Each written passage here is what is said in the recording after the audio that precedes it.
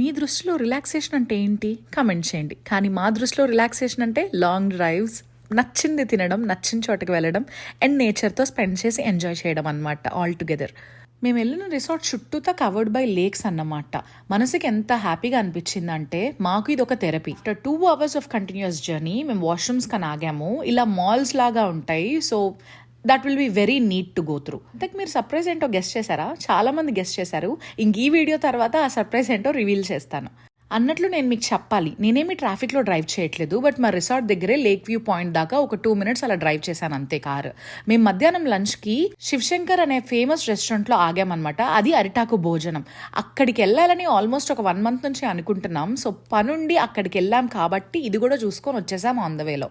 మన ఇండ్లలో అరిటాకు భోజనం ఎప్పుడు ఏకాదశికి లేకపోతే పండగలకి మాత్రమే ట్రెడిషనల్గా తింటాం కదా. కానీ ఈ ఫీల్ చాలా చాలా హ్యాపీ అనిపించింది. మామూలు ప్లేట్లో తిన్నా ఇందులో తిన్నా ఒకటే, కానీ డెఫినెట్గా ఒకటి కాదు.